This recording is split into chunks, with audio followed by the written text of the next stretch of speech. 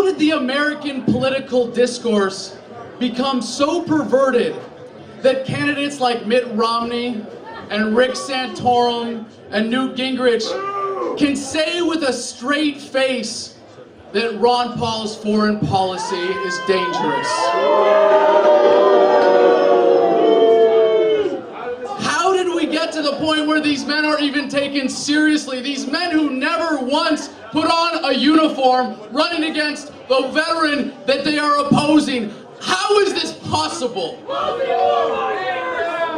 These neocon chicken hawk draft dodgers are the height of hypocrisy.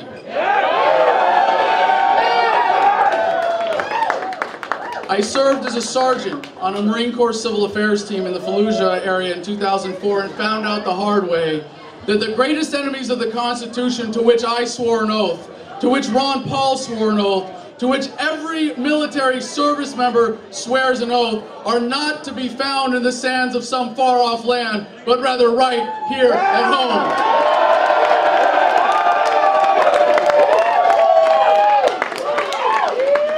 And it just so happens that some of them are running for president. Now, these other GOP cowards that would hope they might one day be commander-in-chief of our great armed forces would be quick to point out, he's right. We have to defeat Barack Obama. And they would tell you that Obamacare is unconstitutional. And they might even tell you that welfare is unconstitutional. And they might even tell you when pressed that being groped at the airport is unconstitutional. Maybe, just maybe, they would take that position. But there's one candidate in this race who gives more than just lip service to the Constitution, who has the courage and the intellectual integrity to tell you that the Federal Reserve is unconstitutional. And that the bailouts and the corporatism are unconstitutional.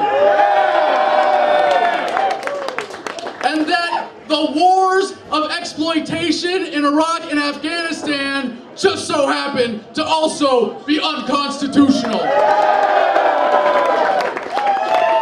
And it just so happens that this one candidate has received more campaign contributions from active duty service members than all other candidates, including Barack Obama put together, and that is none other than Texas Congressman, the good Dr. Ron Paul.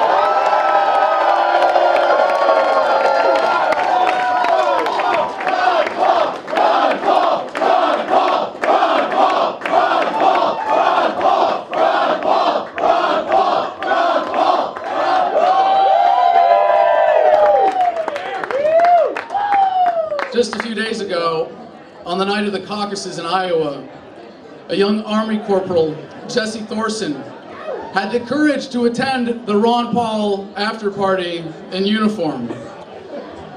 He is a veteran of 2 tours in Afghanistan and is scheduled to go back for a 3rd.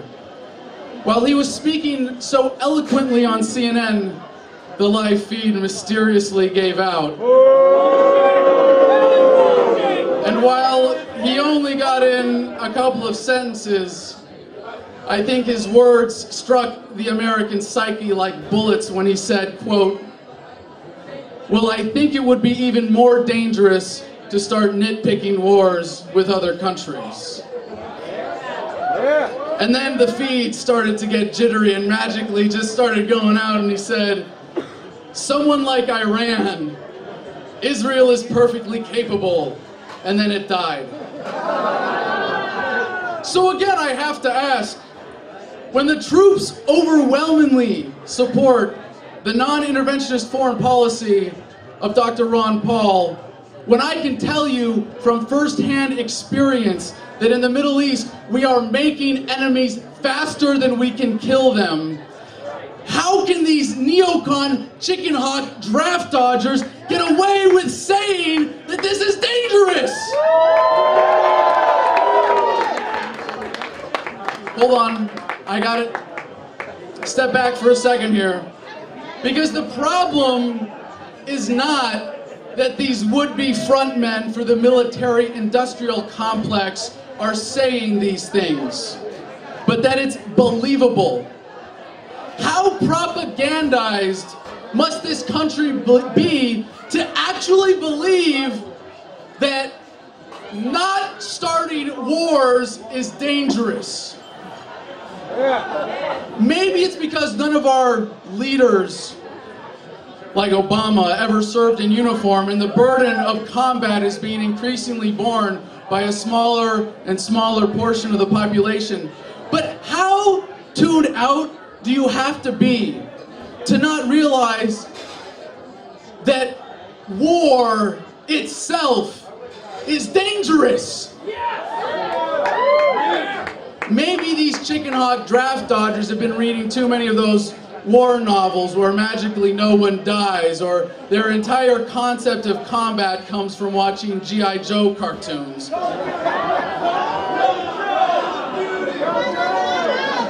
Or playing video games.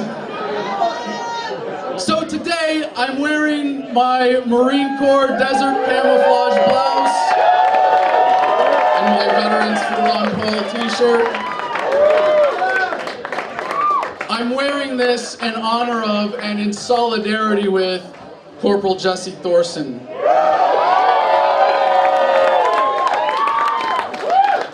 And I have a message to all of the active duty troops who might be hearing this. Have the courage of Corporal Thorson. Have the courage to speak out, because the life you save might just be your own.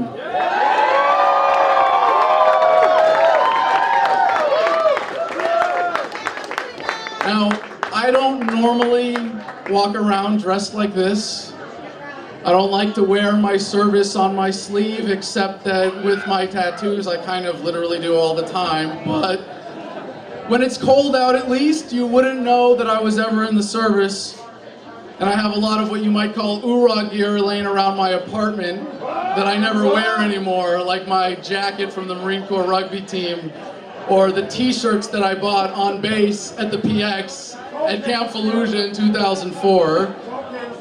Weren't those the days when I, for one, as a young, naive devil dog at least, could still cling to the notion that the US government's foreign policy was a force for peace in the world? That it was a representation of the truly benevolent will of the American public.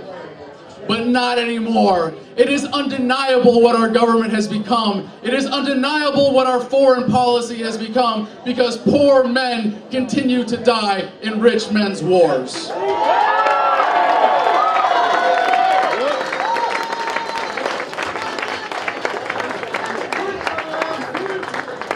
And to the advocates of any form of interventionism, that is, having troops deployed to anything other than what is absolutely necessary for the national defense, while you are debating whether or not there should be a timeline, or whether there should be 100,000 troops in Afghanistan, or 130,000 troops in Afghanistan, or whether we should be leading from the front, or the rear, or the left, or the right, the very moral bankruptcy of the premise is laid bare.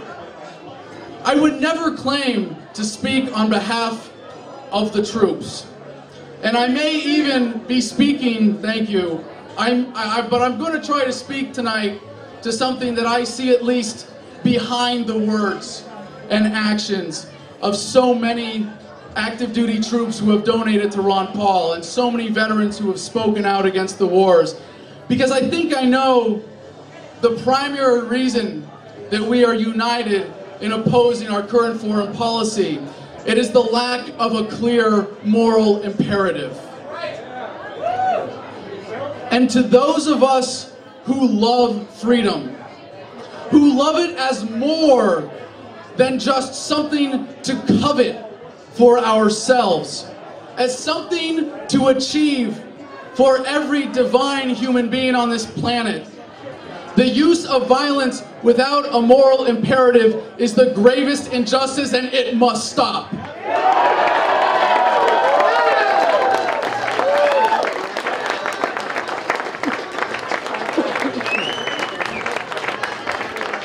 And I would say to my liberal friends, you can no longer hide behind the veil of Obama in any way, shape, or form deserving a Nobel Peace Prize.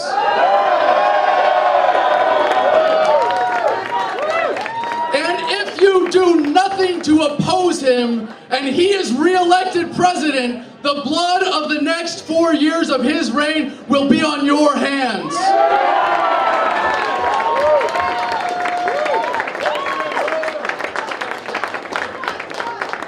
And to the conservatives who refuse to admit the inherent contradiction in saying that big government at home is such a horrible idea, but that somehow having big government with guns and uniforms imposing martial law on countries on the other side of the world is somehow going to make us safer or bring them freedom and democracy, I implore you, I beg of you, listen to the troops! Listen to the troops who support Ron Paul. Listen to the troops who tell you that Ron Paul is right, that blowback is real, that I saw it in Fallujah in 2004.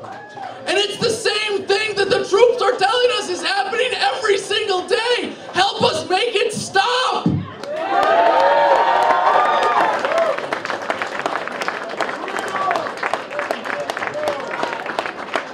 But it seems the keepers of the conversation are determined to deny reality. The pundits and the politicians are determined to silence the voices of the troops and the veterans. If it was any other candidate who you could say they had received more campaign contributions from active duty soldiers than all the other candidates put together, this race would be over. Can you imagine it? Well, Mitt Romney seems to have the support of the military, which pretty much guarantees him the presidency, so this race is pretty much over. But you know what I hear instead? Well, that's just a few of the troops. Well, they're just young, because a lot of the guys in the military are young and naive, and Ron Paul has a lot of support from young people, you know? Exactly. I actually heard a national conservative talk radio host, when confronted with this inconvenient fact about Ron Paul, dismiss it by saying, those troops? Well, a lot of the troops are young and just don't know what kind of world we really live in. That's what we're up against. Well, it's time to make it clear to the world that Ron Paul is the choice of the troops.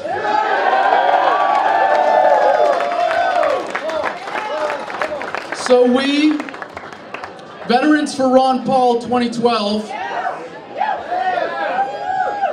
are going to march on the White House.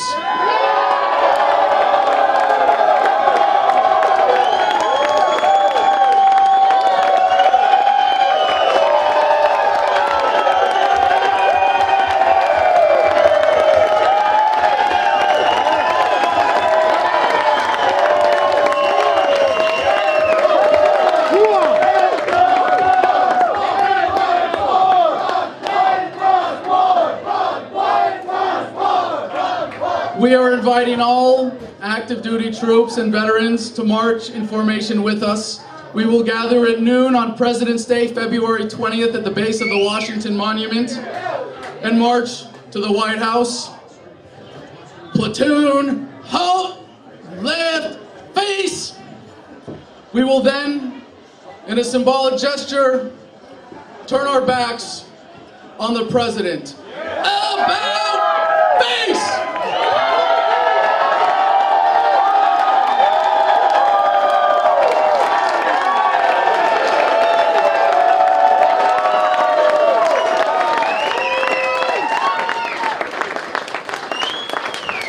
And then, facing away from the president, present arms! And we will render a hand salute, facing a folded flag a folded American flag as is draped over the coffins of so many Americans, facing a gathering of family members of the troops, and we will hold it for as many seconds as they have died, as troops have died under the presidency of Barack Obama. Order, arms! And we will march silently away to carry on the fight for the message of Ron Paul, because this message we'll defend.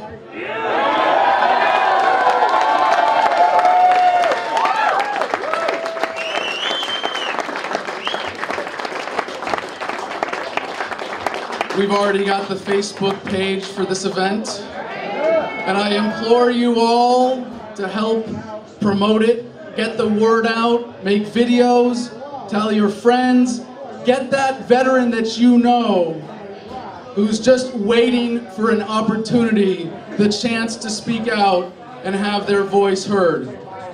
For far too long, the voice of the troops has been kept from the American political dialogue. But not anymore.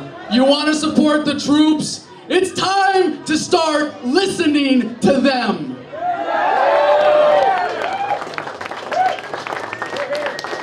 By the way, I'm getting really sick and tired of having smoke blown up my butt by people who think that thanking a veteran for their service somehow excuses them for being sorry excuses for Americans. And every time someone thanks me for my service, I'm quick to point out that by speaking out against the wars, by supporting Ron Paul, by being a champion of the Constitution, I am able to be a far greater service to my country than anything I was ever able to do in uniform.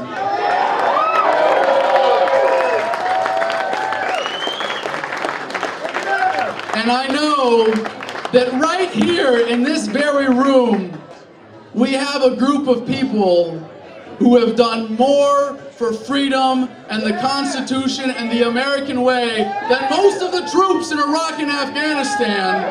So, for all of you who donated to the Ron Paul campaign, for all of you who waved signs, for all of you who made YouTube videos, for all of you who back last time threw snowballs,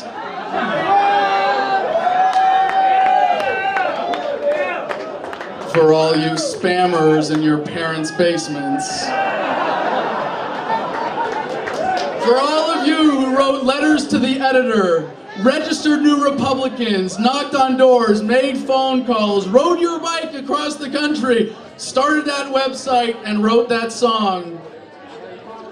Thank you for your service.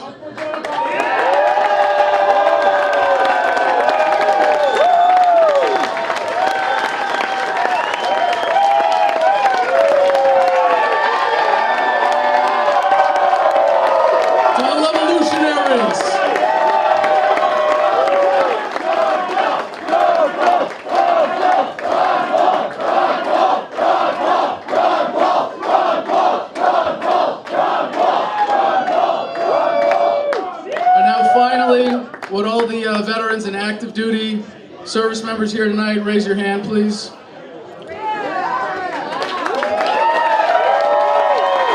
That's right. The Lovolution celebrates people who are willing to put their lives on the line for what they believe in. And I'm not here to blow smoke up your butt about anything you ever did in uniform, but I want to thank you for being with us today and having the courage to stand with Ron Paul.